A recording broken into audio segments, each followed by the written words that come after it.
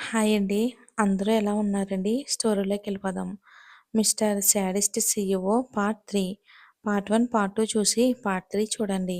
విక్కీ ఆ అమ్మాయిని చూడగానే వెంటనే తనకొక ఆలోచన వచ్చింది. తనతో సీఈఓగా కాక నార్మల్ వ్యక్తిలా మాట్లాడదామని అనుకున్నాడు. అందుకే బ్లేజర్‌ని తీసేసి పక్క రూమ్‌లో ఒక బెంచ్ మీద పెట్టాడు. క్యూట్‌గా ఉన్నాడు విక్కీ చూడటానికి. స్టైల్‌గా వాక్ చేసుకుంటూ రూమ్‌లోకి ఎంటర్ అయ్యాడు. ఆ అమ్మాయి విక్కీ వాక్ చేస్తున్న సౌండ్ విని ఎవరా అన్నట్టు చూసింది. ఎవరు కావాలి అని అడిగింది. ఏదో రిసెప్షనిస్ట్‌ని అడిగినట్టు. వెంటనే విక్కీ ఇక్కడ ఒక అమ్మాయిని సుశాంత్ సార్ పిలిచారు అని చెప్తాడు. తన పేరు ఏదో ఉంటుందే వీతో స్టార్ట్ అవుతుంది అని అన్నాడు. ఆ అమ్మాయి తెలివైందని కూడా చెప్పారు. అంటే మీరు కాదులే అనేసి వెనక్కి తిరిగి నవ్వుకుంటాడు విక్కీ. వెంటనే ఏ మిస్టర్ నేను నేను కదంటే అర్థం ఏంటి? నాకు తెలివి లేదనా? హా! అలా ఎలా అంటారు నా గురించి? అని సీరియస్‌గా అంది. హా! మాట్లాడినప్పుడు అర్థమయ్యింది అంటూ ఇంకా రెచ్చగొట్టాడు. వైశాలికి కోపం వచ్చేస్తుంది. ఎందుకనిపించింది? అలా అని మళ్ళీ అడిగింది. అదంతే అని ఓకే బాయ్ అంటూ వెళ్ళిపోబోయాడు. మళ్ళీ వైశాలి ఆపి హే మిస్టర్ కావాలంటే ఏ ఛాలెంజ్ అయినా ఇవ్వు చేసి చూపిస్తా అంటూ చాలా పొగరుగా చెప్పింది మన వైషు. వెంటనే విక్కీ అవునా అయితే ఏం లేదు నువ్వు కళ్ళు మూసుకొని కూడా నా పెదాలపై కిస్ ఇవ్వాలి అది కూడా కరెక్ట్గా ఒక ఛాన్స్ మాత్రమే అంటాడు. వైశాలి ఉన్న పొజిషన్లో ఏమీ ఆలోచించకుండా ఓకే అంటూ కళ్ళు మూసుకుంది. కానీ విక్కీ హైట్ కదా తను ఎగిరినా కూడా విక్కీ మెడ వరకే వచ్చింది. ఇక అదే కరెక్ట్ ప్లేస్ అనుకుని స్టార్ట్ చేయబోయింది. విక్కీ ఛాన్స్ మిస్ కాకూడదు అని తనకు అందేలా బెండ్ అయ్యాడు. వెంటనే వైశాలి 5 నిమిషాల తన ఛాలెంజ్‌ని కంటిన్యూ చేసింది.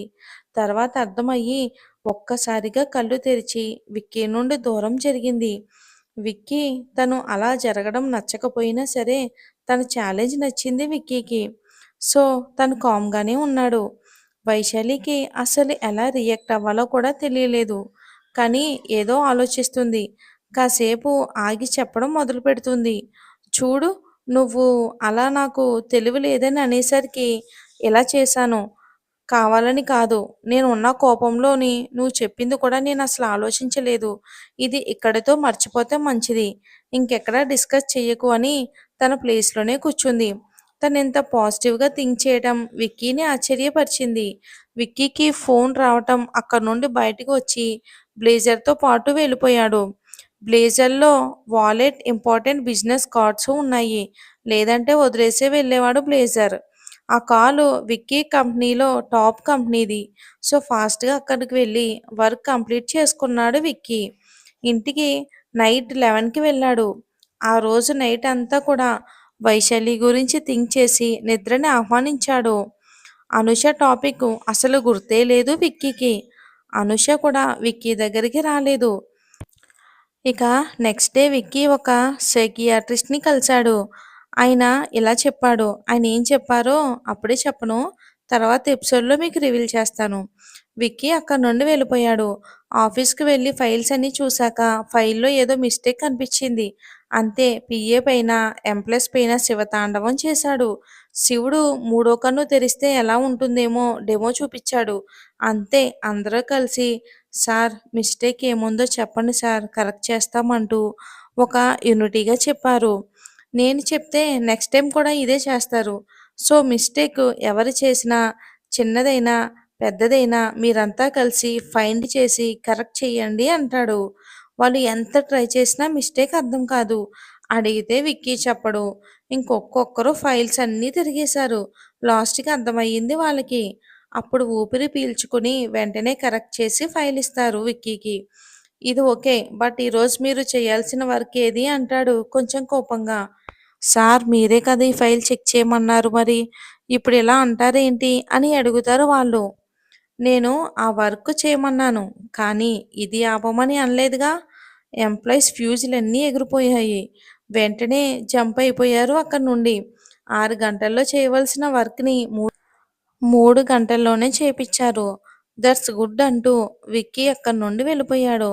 విక్కీ కారులో ఉన్నప్పుడు వైశాలి గుర్తుకొచ్చింది. వైశాలిని చూడాలి అని తన ఫోన్లో సీసీ కెమెరాను ఓపెన్ చేస్తాడు. అప్పుడు ప్రైవసీ కోసం కారు పక్కకి పెట్టి తన్ని కాసేపు కారు చుట్టుపక్కలకు కూడా రావద్దు అని విక్కీ ఆర్డర్ వేశాడు డ్రైవర్‌కి. మరి తన వైశాలిని చూడాలి కదా! ఇక డ్రైవరు రోడ్ క్రాస్ చేసి టీ తాగడానికి వెళ్ళాడు. విక్కీ ఒక 5 నిమిషాలు వైశాలిని చూశాక తనకి విపరీతమైన కోపం వస్తుంది. చుట్టూ చూస్తాడు. ఎవరూ కనిపించలేదు. ఇంక శాడిజం చూపించడానికి కారు దిగి డ్రైవర్ సీట్‌లో కూర్చున్నాడు. కార్‌ని చాలా స్పీడ్‌గా డ్రైవ్ చేస్తున్నాడు. ఒక 5 నిమిషాల్లో చెట్టుకున్న దిశగా కారుని తిప్పాడు. ఇంకేముంది చెట్టుకి తగిలి కారు ఆగింది. కారు గ్లాసెస్ బ్రేక్ అయ్యాయి. విక్కీ స్టీరింగ్ మీద వాలిపోయాడు. బ్లడ్ తన తల నుంచి ధారగా ప్రవహిస్తుంది. కృష్ణవంశీ గారు ఫ్రెండ్‌ని కలిసి వస్తూ ఉంటే ఇలా జరిగిందని తెలిసింది. సో, అక్కడికి ఫాస్ట్‌గా వచ్చేశారు. విక్కీని ఒక బెస్ట్ హాస్పిటల్‌కి తీసుకెళ్లారు. డాక్టర్ విక్కీకి ట్రీట్మెంట్ కూడా స్టార్ట్ చేశారు. హెవీ బ్లడ్ లాస్ అవ్వలేదు. Don't worry. 24 గంటల్లో స్పృహ రావచ్చు అంటూ ప్లీజ్ బీ కూల్ అని కృష్ణవంశీ గారికి చెప్పి డాక్టర్ వెళ్ళిపోతాడు. కృష్ణవంశీ ఊపిరి పీల్చుకున్నారు కానీ ఎక్కడో భయంగా ఉంది విక్కీకి ఏమవుతుంది అని. విక్కీ కోసం సునంద గారు రాలేదు. కళ్యాణ్ కూడా రాలేదు. అనుష మాత్రమే వచ్చింది. ఇక విక్కీ 24 గంటల వరకు కూడా స్పృహలోకి రాడు కాబట్టి ఈలోపు మనం వేరేవి చూద్దాం పదండి. ఇక విక్కీ సీసీ కెమెరాలో ఏం చూశాడో చూద్దాం. అంటే వైశాలితో పాటు వేరే అబ్బాయి ఉన్నాడు. వాళ్ళు ఏదో మాట్లాడుకుంటున్నారు.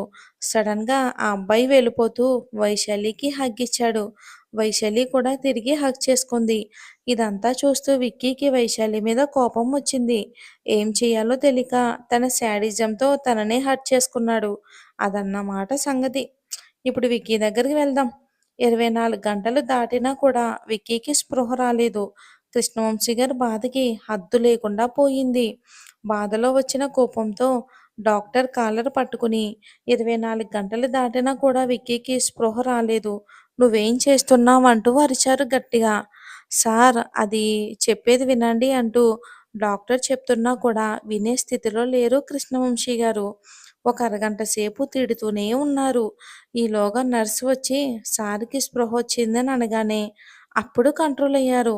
వెంటనే డాక్టర్ లోపలికి వెళ్ళి 5 నిమిషాల్లో బయటకు వచ్చి కృష్ణవంశీ గారిని చూశారు. ఆయన సిగ్గుతో తల దించుకుని లేచి నిలబడి doctor I am really sorry. Vicky పరిస్థితి అలా ఉండేసరికి తట్టుకోలేక అలా అనేశాను అంటూ ఇంకా ఏదో చెప్పబోతూ ఉంటే డాక్టర్ ఆయన్ని ఆపి సార్ ఇట్స్ ఓకే. డాక్టర్‌గా మీ బాధను అర్థం చేసుకోగలను. Don't worry. మీరు లోపలికి వెళ్లి చూడండి అని చెయ్యి విక్కీ వైపు చూపించారు. కృష్ణవంశీ గారు లోపలికి వెళ్లారు. కానీ విక్కీ అక్కడ కనిపించలేదు. విక్కీ ఏమయ్యాడు? సునంద గారు ఎందుకు రాలేదు? వైశాలితో ఉన్న అబ్బాయి ఎవరు? గెస్ చేయండి చూద్దాం. ఈలోపు స్టోరీలోకెళ్ళిపోదాం. ఇక కృష్ణవంశీ గారు విక్కీ కోసం లోపలికి వెళ్లారు. అప్పటి వరకు అనూష అక్కడ లేదు. కంటిన్యూస్‌గా కాల్స్ వస్తున్నాయని బయటికి వెళ్ళింది. తను వచ్చేసరికి డాక్టర్ పక్క నుంచి వెళ్తూ ఉంటే ఆయన్ని పిలిచింది. సార్ విక్కీకి ఎలా ఉంది? స్పృహ వచ్చిందా? తను నార్మల్ అయ్యాడా? అంటూ ప్రశ్నల వర్షం కురిపిస్తుంది. అమ్మ విక్రమాదిత్య గారికి స్పృహ వచ్చింది. మా అబ్జర్వేషన్‌లో ఉంచాలి. మీరు వెళ్లి చూడండి అని చెప్పారు డాక్టరు. ఈలోపు విక్కీ ఉన్న రూమ్ నుంచి ఏవో పెద్ద పెద్ద సౌండ్స్ వినిపించాయి. అనూష అండ్ డాక్టర్ ఫాస్ట్‌గా రూమ్‌లోకి వెళ్లారు. తీరా అక్కడ చూస్తే షాక్‌లో ఉన్నారు ఇద్దరు. ఎందుకంటే విక్కీ బెడ్ మీద కాకుండా కార్నర్‌లో ఉన్నాడు. ఒక వ్యక్తి చూడటానికి చాలా బలంగా ఉన్నాడు. చూస్తేనే అర్థమవుతుంది అతను ఒక రౌడీ అని. ఫేస్‌కి మాస్క్ పెట్టాడు. జిమ్‌కి వెళ్ళేవాడి బాడీలాగే ఉంది. అసలా దొంగెవరు? లేకపోతే మన విక్కీని కనీసం పట్టుకునేవాడా? చేతితో ఒక కత్తి పట్టుకుని, విక్కీని వెనక నుంచి పట్టుకుని, గొంతు దగ్గర కత్తి పెట్టాడు. ఇదంతా కృష్ణవంశీ గారు చూస్తున్నా కూడా దగ్గరికి వెళ్తే విక్కీకి ప్రమాదమని దూరం నుంచి అతన్ని తిడుతూ, బ్రతిమలాడుతూ, డబ్బు ఆశ చూపిస్తూ ఇలా చాలా రకాలుగా ట్రై చేస్తున్నారు. విక్కీ కూడా చాలా ట్రై చేస్తున్నాడు తన్ని కొట్టడానికి. అందుకే ఆ రూమ్‌లో నుండి తనకు అందిన వస్తువులన్నీ తీసి కొట్టే ప్రయత్నం చేశాడు. అవి గురి తప్పి కింద పడటం వలన ఆ సౌండ్స్ వచ్చాయి. ఇక డాక్టర్ ఈలోపు తన స్టాఫ్‌కి, సెక్యూరిటీకి చెప్పి వాళ్ళని వెంటనే రమ్మన్నాడు. ఇంక విక్కీ అప్పటిదాకా వింత వింత ప్రయత్నాలు చేశాడు కానీ తనకప్పుడు ఏదో గుర్తొచ్చింది అన్నట్టుగా మొహం పెట్టాడు. తన గొంతుకి మాత్రమే కత్తి పెట్టాడు. చేతులకి ఏమీ లేదు. కానీ విక్కీ అప్పటిదాకా పక్కన ఉన్న వస్తువులపై దృష్టి పెట్టాడు. తనపై కత్తి పెట్టిన చేతిని గట్టిగా పట్టుకుని కొంచెం వెనక్కి పట్టుకుంటాడు విక్కీ. ఆ వ్యక్తి మళ్ళీ దగ్గరికి కత్తి పెట్టేలోగా ఆ చేతిని గట్టిగా కొరుకుతాడు మన హీరో. అతను నొప్పి అనిపిచ్చి కత్తిని వదిలేస్తాడు. అది పడిపోబోతుంటే విక్కీ పట్టుకుంటాడు. అతని రెండో చేతిని పక్కకి గెంటేసి తన ఫేస్ టు ఫేస్ నుంచున్నాడు విక్కీ. అతను కోపంగా విక్కీని తన్నే ప్రయత్నం చేస్తాడు. మన విక్కీ ఆ వ్యక్తి కాలిని కత్తితో ఆపుతాడు. బ్లడ్ బయటికి వస్తుంది.